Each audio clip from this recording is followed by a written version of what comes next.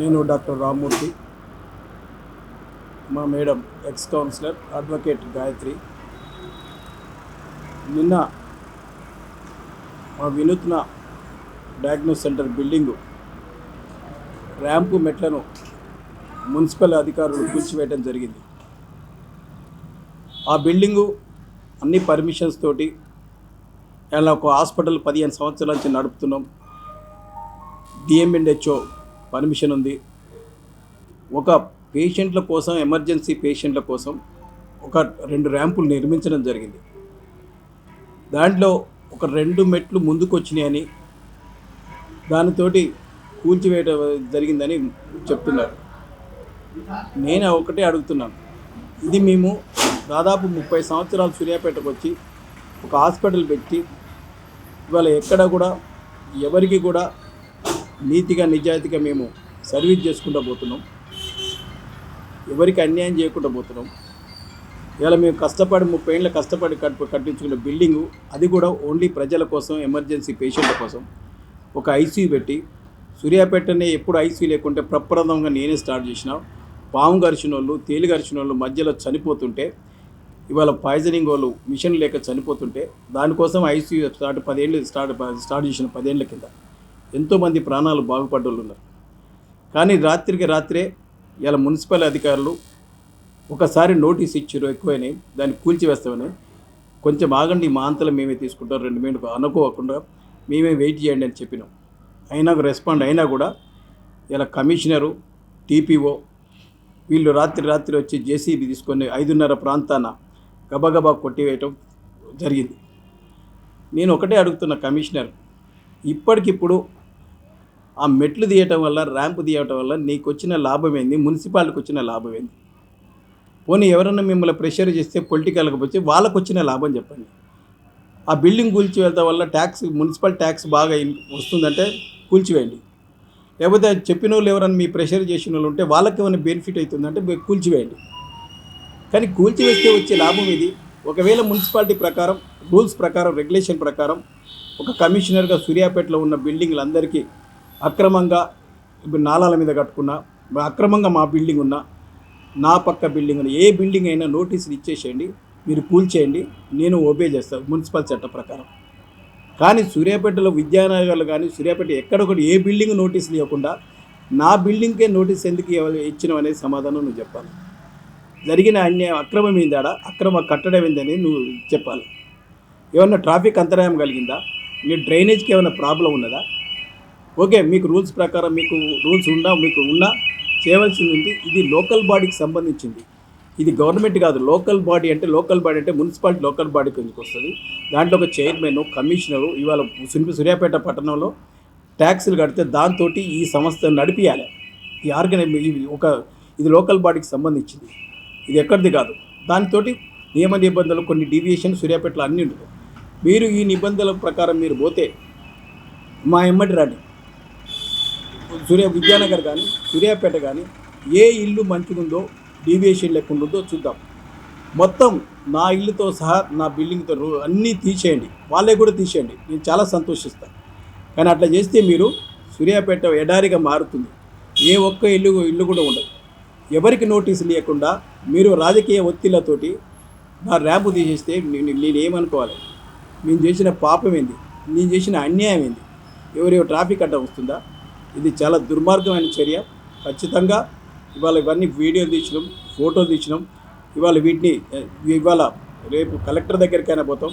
ఇవాళ మంత్రి ఉత్తమ్ కుమార్ గారికి రిప్రజెంట్ చేస్తాం. తుమ్మల నాగేశ్వరరావు ఇన్ఛార్జ్ మినిస్టర్ తుమ్మల నాగేశ్వరరావు గారికి కూడా రిప్రజెంట్ చేస్తాం.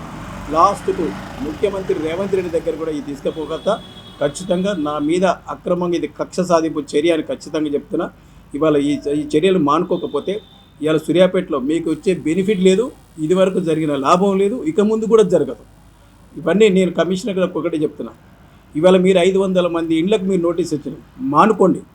ఇవాళ ఈ దుర్మార్గమైన చర్య చేయకండి. ఇవాళ సూర్యాపేట ప్రజలు భయభ్రాంతులతో బతుకుతున్నారు. మా ఇల్లు ఎప్పుడు కూలిపోతుందో, మా ర్యాంప్ ఎప్పుడు పోతుందో అనే భయభ్రాంతులతో బతుకుతున్నారు. ఇలాంటివి కాకుండా కొత్త హౌస్లు ఏమైనా ఉంటే ఒక హైదరాబాద్కు పోయి ముఖ్యమంత్రి లేకపోతే పట్టుకొని ఫండ్స్ తెచ్చి సూర్యాపేటని డెవలప్ చేయండి, రోడ్స్ వేయండి, కొత్త బిల్డింగ్స్ పర్మిషన్ ఇవ్వండి. ఇలాంటివి చేస్తే ప్రజలు ఆదరిస్తారు తప్పితే కక్ష సాధింపు చర్య చెప్తే ఎన్నడైనా మనల్ని ఆదరించరు. ఇదివరకు ఎట్లుండో ఇప్పుడు కూడా అట్నే ఉండవలసి వస్తుంది. ఖచ్చితంగా మున్సిపల్ కమిషనర్ కానీ టీపీఓ కానీ ఒక మున్సిపల్ చట్టం ప్రకారం 3 నోటీసులు ఇవ్వాలి. 3 నోటీసులు ఇచ్చిన తర్వాత రాకపోతే టాస్క్ ఫోర్స్ ఉంటుంది. అందులో ఎంఆర్ఓ ఉంటాడు, చైర్మన్ ఉంటాడు, ఆర్డీఓ ఉంటాడు, కలెక్టర్ ఉంటాడు. వాళ్ళ ద్వారా ఈ కూలగొట్టాలి, దానికి ప్రజెంట్ చేయాలి. అలాంటిది ఏది లేకుండా ఒక నోటీస్ ఇచ్చి మేము కూలగొడుతున్నాం, ఇది కక్ష సాధింపు చర్య కాకపోతే మున్సిపల్ చైర్మన్కి ఏమవసరమట? నా ఇల్లు కూలగొట్టేందుకు, ర్యాంపు కూలగొట్టేందుకు మున్సిపల్ చైర్మన్ నా మీద కక్ష ఏంది అంటున్నా. ఆయన ఎవరో తెలియదు, ఆయన ఫేస్ నేను చూడలే. ఆయన వచ్చి 1 సంవత్సరం కాలే కమిషనర్, మున్సిపల్ కమిషనర్. ఆయన ఎవరో తెలియదు, నేనెవరో తెలియదు. నా మీద సాధించే అంత అవసరం ఏముంటుంది? పోనీ మిగతా ఎవరైనా రాజకీయ నాయకులకు ఏం అవసరం ఉంటుంది? ఇదివరకు ఎవరైనా చేసినా? 30 ఏళ్లలో అందరూ ఎమ్మెల్యేలు చేశారు. ఇవాళ 30 ఏళ్ళ దోసపాటి గోపాలుడు, సుదర్శన్ ఉన్నాడు, వెంకటేశ్వరరావు రాజకీయం చేసిండు, దామోడి రాజకీయం చేసిండు, ఇప్పుడు జగదీశ్వర్ రెడ్డి గారు చేసిండు. ఇవన్నీ ఎప్పుడు లేవే, ఇప్పుడు ఎందుకు వస్తున్నాయి? మనుషులు మార్చుకొని ఇవన్నీ ప్రజలకు సహకరించాలి. కమిషనర్ అయినా, రాజకీయ నాయకులైనా, ఏ పార్టీ అయినా సరే నేను కోరేది ఒకటే, సూర్యాపేట ప్రజలను ఇబ్బంది పెట్టొద్దు. ఇబ్బంది పెడితే మీరు ఖచ్చితంగా మిమ్మల్ని తిరస్కరించడం అనేది ఖాయం. ఏమాత్రం మీరు చేస్తే అభివృద్ధి చేయండి, అంతేగాని ఇళ్లను కూలగొట్టుడు, ర్యాంపులు కూలగొట్టుడు, లేకపోతే బెదిరించుడు, ఇవన్నీ బిజినెస్దారులను బెదిరించుడు, ఇవన్నీ చేస్తే తిరస్కరిస్తారు. అభివృద్ధి చేయాలి. ప్రజలను ఇటువంటి వాటిని ముట్టుకోకూడదు. ఎందుకంటే లోకల్ బాడీస్ సంబంధించి డీవియేషన్ ఖచ్చితంగా ఉండదు. దాని ఒక్కతోటి బెదిరింపులు చేస్తే మనిషి బెదిరితాడేమో కానీ ఎప్పుడు సహకరించాలి. అది మాత్రం గుర్తుంచుకోవాలి. ఖచ్చితంగా మేము కమిషనర్ మీద, టీపీఓ మీద ఇలా కోర్టుకు వెళ్తాం. కలెక్టర్ రిప్రజెంట్ చేసిన రేవంత్ రెడ్డి రిప్రజెంట్ చేస్తాం. కోర్టుకు వెళ్ళి ఖచ్చితంగా నా ర్యాంప్ అయినా సరే కూలగొట్టిన ఖచ్చితంగా మున్సిపాలిటీనే కట్టేయాలని మీకు డిమాండ్ చేస్తాం. లేకపోతే ఖచ్చితంగా అవసరం ఉంటే నిరాహార దీక్ష కూడా చేస్తామని విన్నవిస్తున్నాం. ఇవాళ నిన్న చూసినట్టయితే మీరు చూసిండ్రు, మాకు ఏ ఇన్ఫర్మేషన్ లేకుండా రాత్రికి రాత్రి 5-5:30 ప్రాంతంలో పగలగొట్టేసి పోయినరు. అది పగలగొట్టడం వల్ల ఇప్పుడేమన్నా ఒరిగిందా వాళ్ళకు, మున్సిపాలిటీ వాళ్ళకి కానీ వాళ్ళతో చేయించిన వాళ్ళకి కానీ ఏమన్నా వచ్చిందా బెనిఫిట్? అనవసరంగా అందరిలో పడింది కదా. మేము మా ప్రాక్టీస్ ఏందో, మా డాక్టర్ గారి వైద్యం ఏందో, మా రాజకీయం ఏందో 30 ఏళ్ల నుంచి మేము మా వరకే చేసుకున్నాం. కానీ ఇవాళ రాజకీయాన్ని మా ప్రజల మధ్యలో తీసుకొచ్చి పెట్టారు. ఇవాళ మేమేం ఫీల్ కావట్లే. మేము చాలా ఎక్కువ ఏమంటారు, ప్రతి వాళ్ళల్లో ఇది తప్పు అని మా దగ్గరికి వచ్చి చెప్తున్నారు. వాళ్ళంతా వాళ్ళ బాధితులు కానివ్వండి, మా పార్టీ వాళ్ళకు మాకు చాలా సపోర్ట్ ఉంది.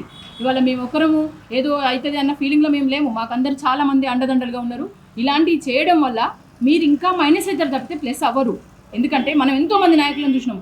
నేను 4-5వ తరగతి ఉన్నప్పుడే మా అన్నయ్య ఎంపీపీ. ఇవాళ నేను రాజకీయ కుటుంబం నుంచి వచ్చిన. నేను ఎవరికి ఒక 2 టర్మ్లు ఎమ్మెల్యే, ఒక టర్మ్ 3వ టర్మ్ ఎమ్మెల్యే. అప్పుడు కరోనా వల్ల మా అన్నయ్య చనిపోవడం జరిగింది, నోముల నరసింహయ్య. తర్వాత వాళ్ళ కొడుకు వచ్చాడు.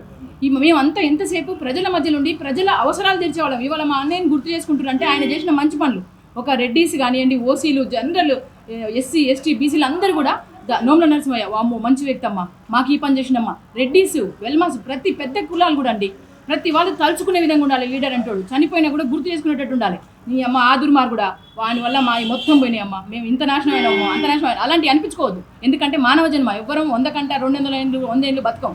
ఎన్నేళ్ళు బతికినా ఇవాళ మేము ఇంట్లో ఉన్న వాళ్ళని మమ్మల్ని బయటపడేసారు. మా ర్యాంప్ పగలగొట్టి మేము ఎవరికి ఏ అన్యాయం చేసినామో చూపియండి. మీరు నోటీస్ ఇచ్చేది ఉంటే 1 ఇచ్చిండ్రు, ఇంకో 2 ఇవ్వాల్సింది. మీరు ఎందుకు పట్టించుకుంటలేరు? ఇంతకుముందు మనం రోడ్లు, మెయిన్ రోడ్డు పెద్దగా చేయాలంటే దానికి ఎన్నో ఆటంకాలు జరిగినా కూడా ప్రజల అభివృద్ధి అని ఇంతకుముందు ఉన్న ఎమ్మెల్యే మొత్తం తీసేసి ఆఖరికి సాధించి సూర్యాపేటను ఒక అభివృద్ధి పదంలోకి నడిపించిండ్రు. ఎవరు ఎన్ని అన్నా కూడా అది అభివృద్ధి అని ఎవరైనా నమ్మిండ్రు, మళ్ళీ ఆయనను గెలిపించిండ్రు. మంచి పనులు చేస్తే ఎవరైనా ఆదరిస్తారండి.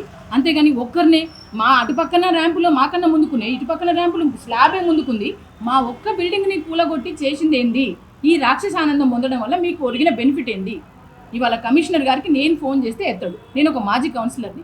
ఇక్కడ ఉన్న కౌన్సిలర్కి చేస్తే ఆయన నాకు తెలియదు మేడం, నేను చాలా ప్రెజర్కు ఇదవుతున్నా. ఎందుకు ఈ ప్రెజర్లు?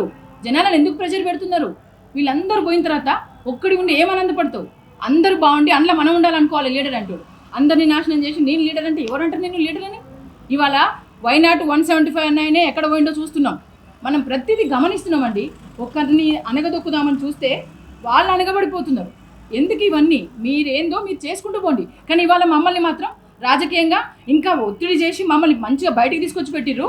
మా ప్రజలు, మా యాదవ సంఘం అయితేంది, మా బీసీ కులాలు, ఎస్సీ, ఎస్టీ, ఇప్పుడు మేమున్న కాంగ్రెస్ పార్టీ వాళ్ళు అయితే అందరూ కూడా మాకు అండదండలుగా ఉన్నారు. మేడం మీకేం జరిగినా, సార్కి ఏం జరిగినా ఏదైనా మేమున్నాం, వెళ్దాం, ఎక్కడికంటే అక్కడికి వెళ్దాం, మీరు భయపడాల్సిన పని లేదని వచ్చేస్తున్నారు. మేము ఇన్ని రోజులు కామ్గా ఉన్నాం, ఎవరిని మేము ఇబ్బంది పెట్టలే. ఏదైనా కాంగ్రెస్ పార్టీ పెద్ద సారైనా చిన్న సారైనా అందరం ఒకటే, చేయగుర్తే కదా, అందరం ఆదరిస్తారు, మమ్మల్ని చూస్తారు అనుకున్నాం తప్ప మేము ఎవ్వరికీ కాంట్రవర్షన్ కాదు. మా సార్ 30 ఏళ్ల నుంచి కూడా ఏ పార్టీ అని కానీ వైద్యంలో తేడా కానీ చేసిరా మీకు అందరికీ తెలుసు, మీడియా ప్రతినిధులకు తెలుసు, ప్రజలకు తెలుసు, సూర్యాపేట చుట్టుపక్కల గ్రామ ప్రజలందరికీ కూడా తెలుసు. ఏంటి రామ్మూర్తి అనేది ఏంటి, ఆయన ఏమన్నా మొత్తం అవినీతి పరుడా, లేకపోతే నేనేమన్నానా, మా తప్పులు ఏమన్నా ఉన్నాయా? ఎందుకు ఈ బెదిరింపులు? అయినోని బెదిరిస్తుంది, కానోని బెదిరిస్తుంది.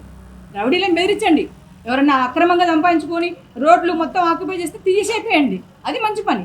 కానీ మంచిగా ఉండి ప్రాక్టీస్ చేసుకుంటూ వాళ్ళ పనులు వాళ్ళు చేస్తూ ఒక ప్రజలకు సేవ చేసేటోళ్ళని కూడా మీరు అరాచకం చేసి వాళ్ళని టార్చర్ పెట్టి, నిన్న మొత్తం ఓపీ కూడా చూడలే, అక్కడ ఒక పేషెంట్కి సీరియస్ అయ్యి ర్యాంప్ మీద పోవడానికి అవకాశం లేక సీరియస్ అయింది.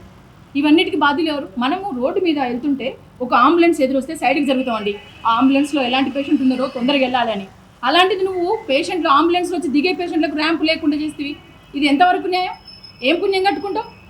ఇది ఏంటి? ఎవరైనా ప్రశ్నించాలనుకుంటే కూడా భయపడితే మరి ఎప్పుడు?